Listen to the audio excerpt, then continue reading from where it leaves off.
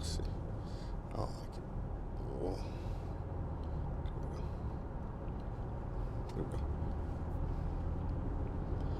Oh, that's a lot of vibration.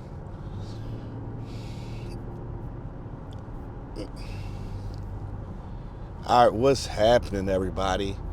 Uh, Welcome back to another episode of Cardigans White Tees. As you can see, I'm cardiganless today. The weather's getting better outside. Thankfully, I am not the type of person to do with cold weather well. I'm a summer baby, so I prefer to be a little warm, which is awful because I sweat a lot. That's not a concern to y'all, but just figured I'd share that. You may notice I'm in a different vehicle. My car's back in the shop. You know, you spend all this money on these vehicles, right? That's an expensive truck. And it's the third time in the shop. Hopefully, we can resolve it, or else we will find some alternative methods to getting a resolution on there so I can stop doing this because, I'm paying for these rental cars out of pocket. I got to kind of reach out and get some reimbursement on that because that's crazy. But nonetheless, right, I still come to y'all, right, showing you the process of where I'm going at, where I've been getting through things. Put my phone on the charger while I'm driving because, I'm always in the car, and it's really the only time I charge my phone. But I had some notes, things I wanted to really talk about, especially as things are coming up. I've told you, I think, in the last one, I know I told you I started an internship and everything of the sort, stay on at the Casey Foundation. Internship has been crazy good so far. I'm a couple weeks in. This place is, I think, really a great fit for me, my skills, my interests, and, the people you get to meet is crazy. So, one of the things I really need to make sure I'm capitalizing on is the networking opportunity because, man, I'm talking about every one of the grantees that I've been working with, that I had the pleasure of sitting in meetings with, or listening to them deliver a little bit about the programs that they've been working on for some of the youth, some with the Casey's Foundation's funding, some with additional funding beyond that. The amount of work that's happening out there is just enough to kind of combat a lot of that political discourse that's going on that's, really ripping communities apart, friend groups apart, families apart, causing a lot of uncertainty for many. Is a little relieving to be able to hear about people doing work that I deem important, like work I would do myself. I wanted to do myself, and I'm working on trying to figure out how to balance that. I think the role in Casey is really cool because I get to work with some of these organizations as far as creating different metrics to measure their success and help them understand their vision and their full potential, which is really cool because it's a way to get my hands on a lot more of the work than if I was to just pick up one project, work with one organization and say, okay, we do this. It's cool. I get to expand upon that in much more detail than I do in this internship role that I'm in. But at the same time, I'm limited to a unidimensional approach towards problem solving or to addressing these issues. Whereas though right now, I think the role that I'm in at Casey is going to be really cool as far as touching a lot of projects and working with a lot of people doing the work across many domains, many domains. And that's really fun. But that's just a little update on me. Again, I wanted to remind y'all that I've been trying to keep my perspective a little bit better, even in the midst of renting cars and everything of the sorts. Really dope. They put me in the BMW this time for regular prices because I'm such a loyal member of the enterprise, I guess. Shout out to Enterprise for taking care of their customers and making sure that we're always, accommodated when things come up. So, one of the things I tell y'all, if you're doing anything, right, you go to hotels, you get rental cars, you go to casinos, whatever it is, if they got a loyalty program, sign up for it, especially if it's free. Just sign up for it, get the points. They come in clutch. A lot of times, right? I've gotten free rooms through. Most of the time I do I think Marriott or Hilton. I don't know. I got all of them. So I can't remember where I got all these benefits from because I I really just be like signing up for it and taking advantage of it, because they give you a little bit of a discount, and then they also, after enough accumulation of points, they look out for you in other ways as well, giving you like free incentives, upgrades, so forth and so on. So always that. That's not like a professional advice. That's just like kind of my personal opinion. Many people would recommend that. Just sign up. If it's free, just go ahead and do it. Log in, make sure you're getting all your points and everything. But what I really wanted to come to y'all to talk about, because again, I told y'all I want to start keeping these things, making sure I'm keeping these things special, like my solo ones, shorter and to the point, is in this movement, while I'm trying to keep my perspective positive and focusing on the good, creating opportunities and to create joy. I've been dropping the ball a little bit, like, because I'm scrambling, getting my class up for the semester, getting some work done for my PhD program, and then also getting the work done I need to get done here at Casey. So as you see, I'm on a move, and in between time, I've been connecting with people and everything like that. I'll show a little bit here about my weekend with my family, hanging out for my cousin's birthday, and then you can really see that background of where I come from, get a better idea and understanding of who I am. But that was cool. But I've been dropping the ball on keeping my camera with me, being ready to do some recordings. Like yesterday, it was my yesterday, y'all's whenever day. I was with the homie, a cousin of mine, and we were supposed to bust a make a play, right? We were supposed to do something, and long story short, that something fell through because of various reasons. Why things fall through, this joint fell through. So we ended up, I think we linked at like 11, somewhere right around 11, grabbed some coffee and everything, and then found out we was going to be postponed compared to our original plans. Long story short, I ain't got to tell you all that. We just drove around the city, right? Ran various like little tasks and everything like that, mostly all my tasks.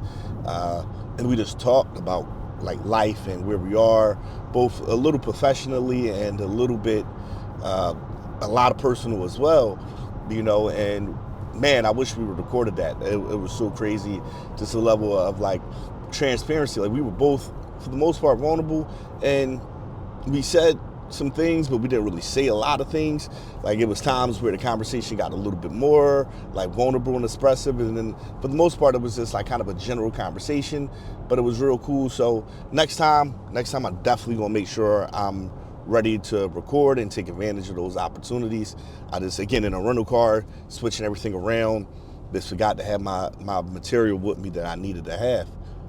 But what I wanted to talk about explicitly from my point of view is some of those lessons I learned talking to them, talking to some of the grantees I've been working with now, and talking to like just everybody I've been able to like really be fortunate enough to touch bases with.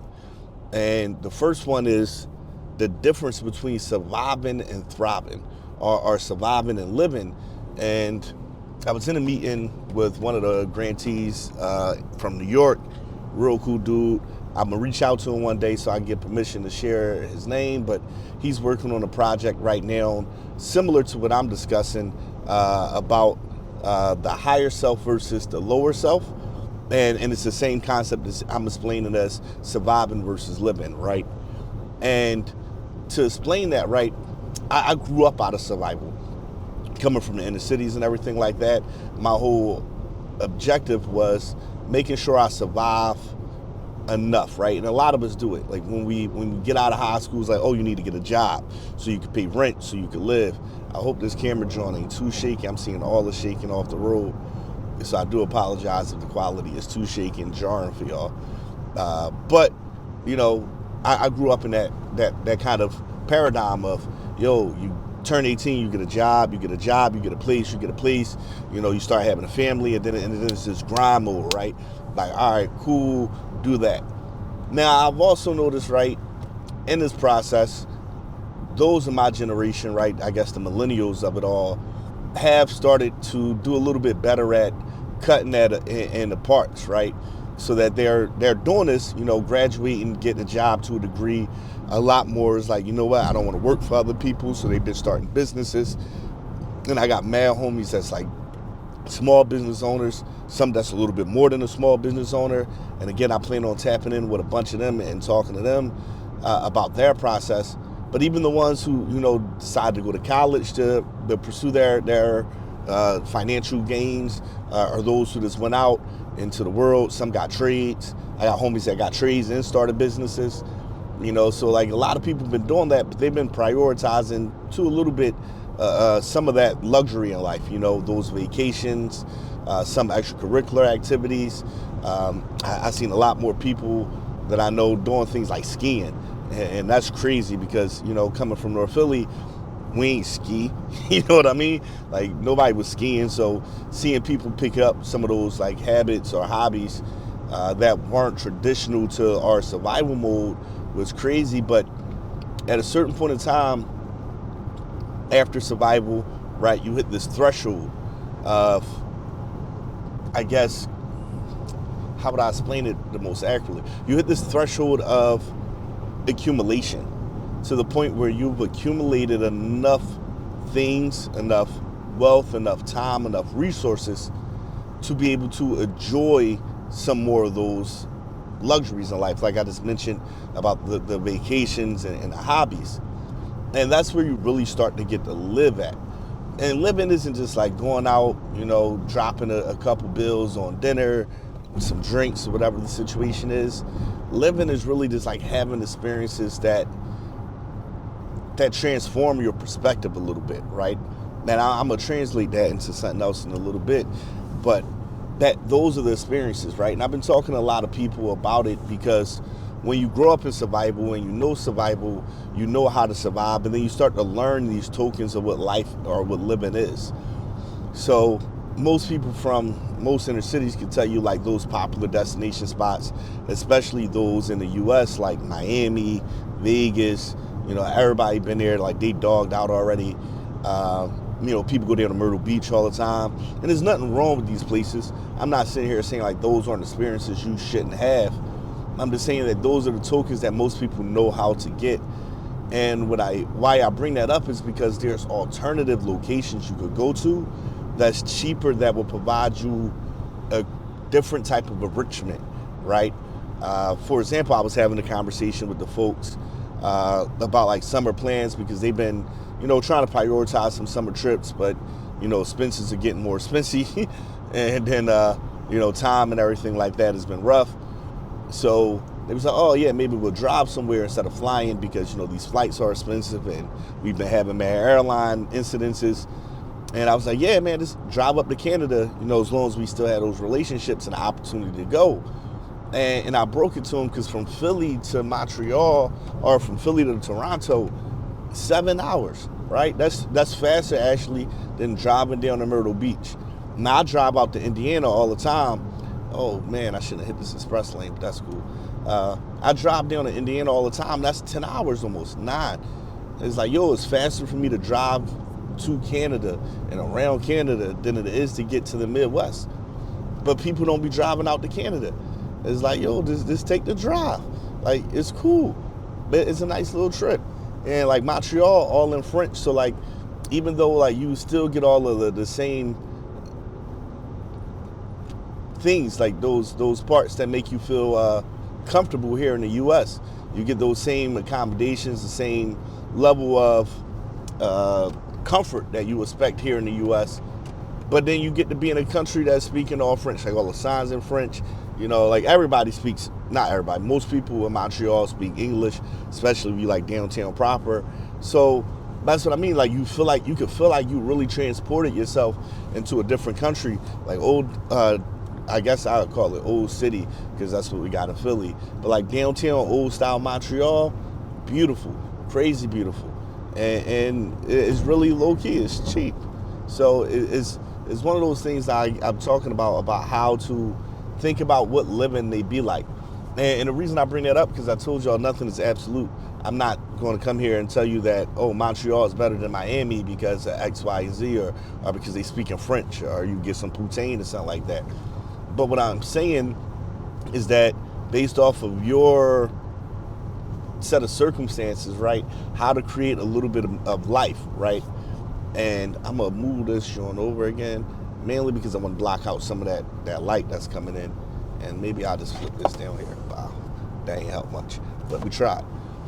So, so yeah, it's opportunities for you to go ahead and do different things, have different experiences that make life worth living.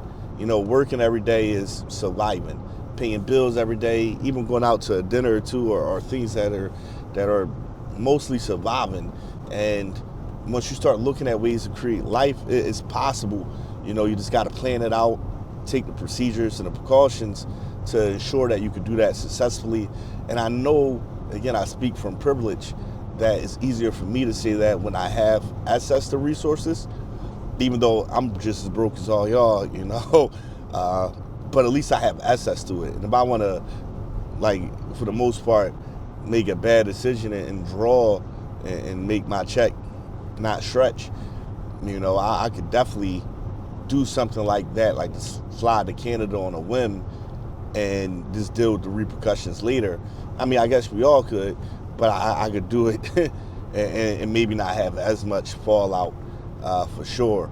And it's also depending on where I would spend my excess resources.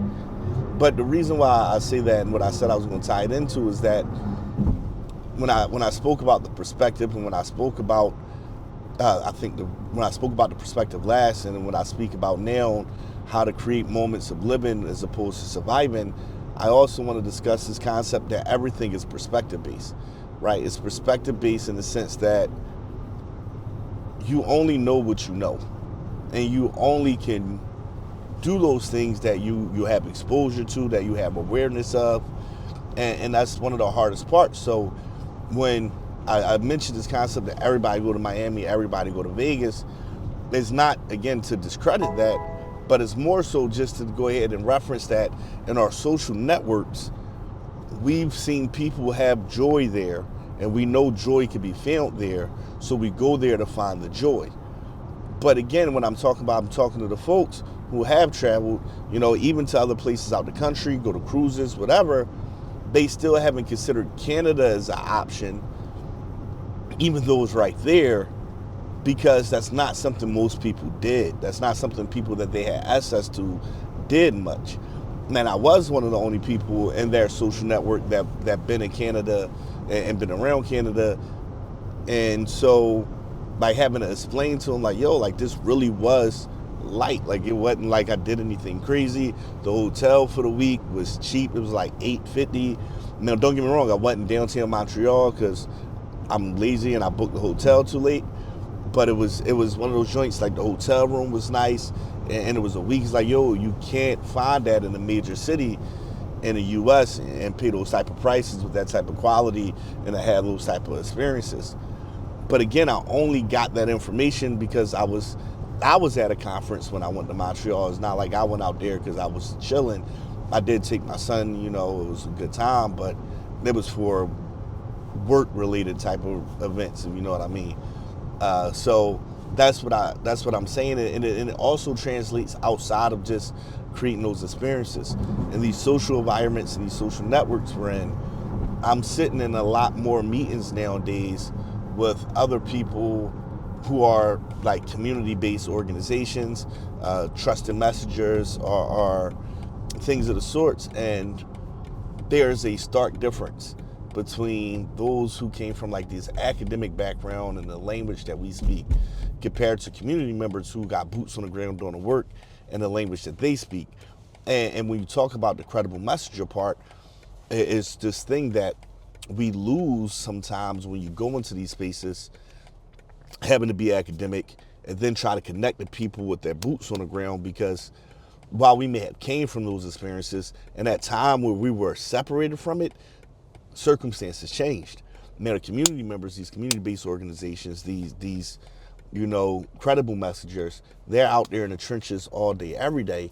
And the thing is, like, they learned a lot in their path, but some of them a lot of times didn't pick up on that academic speak. And that myself, I hope it don't sound condescending, because I admire that more as a gift and a blessing that they get to keep in that authenticity, as opposed to saying, oh, they don't speak too good.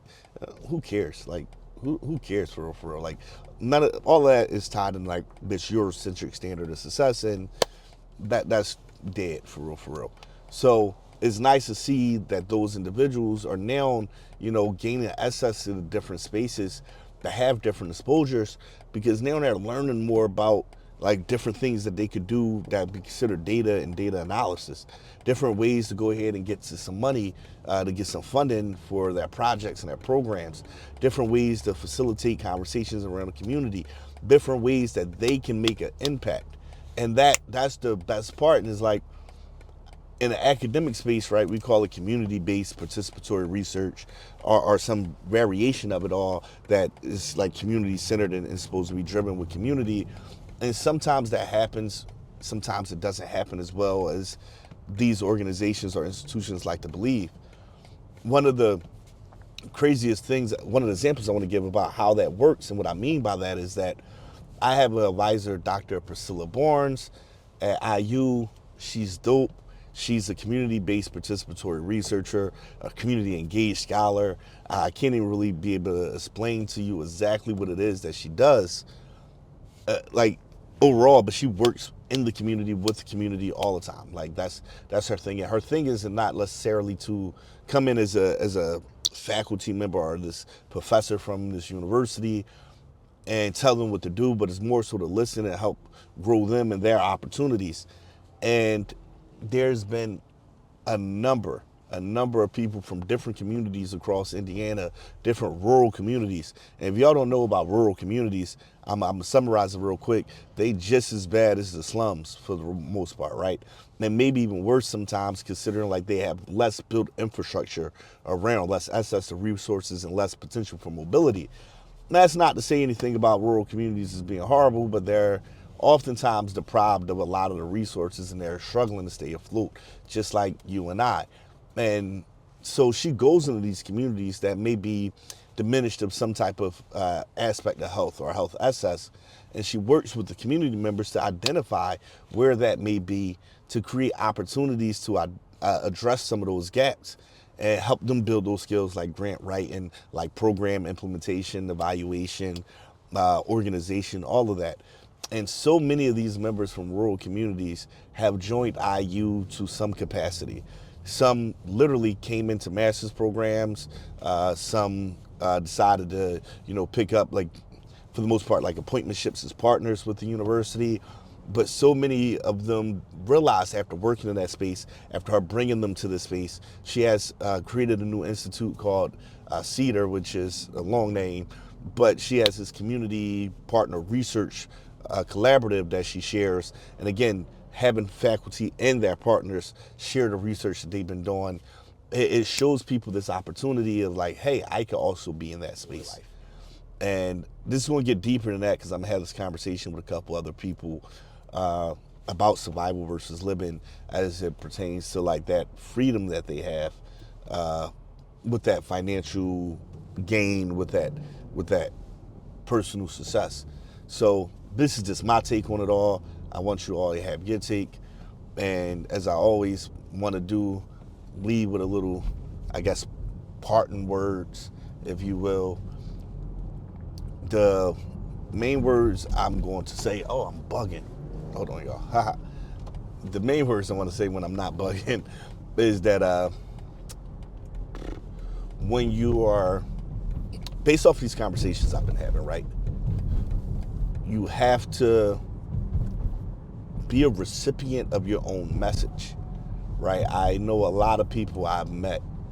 The craziest part about it all is that all of them are some of the kindest and most beautiful spirits you'll meet, but those are the ones felt with so much doubt and criticism.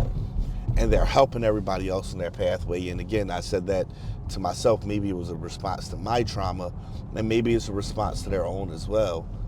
But the hardest part for any of them is to be kind to themselves, to be nice to themselves, to speak to themselves in a way that promotes healing and blessings and understanding of who they are. So if there's a way I could kind of bestow any last parting advice, which may or may not be helpful, is just check in with yourself and be kind. Check in with the way you're speaking to yourself. Check in with the way you're speaking about yourself to others. Check in the way you feel about yourself at times. And I know for those of you who may not have that privilege of therapy, or that privilege of the being able to sit still and to process all that, it may be hard, but always check in, see what you're feeling, remind yourself that you are still here, you are still doing work, you are still helping somebody, and somebody needs you. And you didn't really draw too bad yet. You didn't really bug out too bad yet. So since you didn't, keep working at it and you'd be cool. But I don't know, I feel like that was a little cryptic and lackluster. Really, is just like that. I had the conversation of like echoing the champion for yourself, celebrating yourself, be proud of who you are, what you've accomplished, echoing those things, reminding yourself that you have the capacity to do it, to be that. And that's the most important part to me. Ooh, I'm big bugging. I need to go ahead and hit this lane because I'm not sitting in this traffic on 40 for sure. Yeah, so I don't. Y'all know what I'm saying. I might have cutted this out a little bit, added this to make this a little better. The last part in words is really just going to be kind to yourself. Give yourself some more grace. Take your own advice. You know what I mean? Just be your own champion. That's all. It's not about me. It's about you. You find that in yourself. Be present with yourself, and you got it. So, till next time, y'all. I'm gonna go ahead and sit in this traffic and try not to lose my mind. So, catch y'all when I catch y'all. I really got to find a better way to sign out of here, right? But until then,